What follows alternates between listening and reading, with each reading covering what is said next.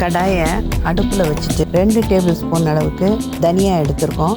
தனியா நல்லா வாசனை வர்ற வரைக்கும் வறுத்ததுக்கப்புறம் கருகக்கூடாது. மிளகு சேர்த்துருக்கோம். மிளகு நல்லா வெடிக்கட்டும். நல்லா அந்த தோல் சுருக்கமெல்லாம் நல்லா விரிஞ்சு வரணும். அது வரைக்கும் மிளகு வறுப்பட்ட உடனே ஜீரகத்தை சேர்த்துட்டோம். ஜீரகமும் நல்ல வாசனையோட அதுவும் வெடிக்கும். அந்த நேரத்தில் உடைச்ச கடலை சேர்க்கணும். உடைச்ச கடலை ரொம்ப நேரம் இருக்க வேண்டாம். சும்மா சூடு கை பொறுக்கிற சூடு வர்ற அளவுக்கு வறுத்தா போதும். இப்போ இது எல்லாத்தையும் ஒரு தட்டில் நம்ம ஆற வச்சிட்டோம். அடுத்தா போல் கடலை சேர்த்துருக்கோம். வேர்க்கடலை, இது பச்சை வேர்க்கடலை. அந்த தோல் நல்லா வறுபட்டு ஒரு மாதிரி பட்டு பட்டுன்னு வெடிக்கிற சத்தம் வரும். அப்போ நல்லா வறுபட்டுருச்சுன்னு அர்த்தம். அந்த நேரம் வரைக்கும் கருகிராமல் வறுத்து ஆற வச்சிட்டோம். கடலைப்பருப்பையும் நல்லா பொன்னிறமாக வறுக்கணும்.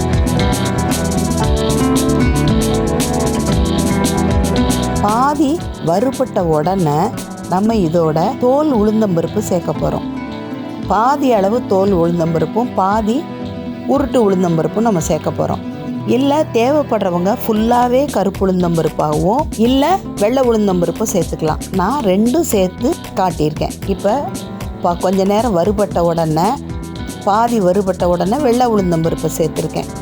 சேர்த்து இது கோல்டன் கலர் ஆகும்போது வெள்ளை உளுந்தம்பருப்பும் நல்லா வறுபட்டுரும். நல்லா வாசனை வரணும், கருகிடக்கூடாது. பொன்னிறமாக வர வரைக்கும் நல்லா வறுத்து விட்டுக்கலாம். லோ ஃப்ளேமில் வச்சு வறுத்துக்கணும். இப்போ இதுவும் வறுபட்டதை நம்ம வேர்க்கடலை இதெல்லாம் வச்சுருக்கோம் இல்லையா, ஆற வச்சோமே, அதோடு சேர்த்துட்டோம்.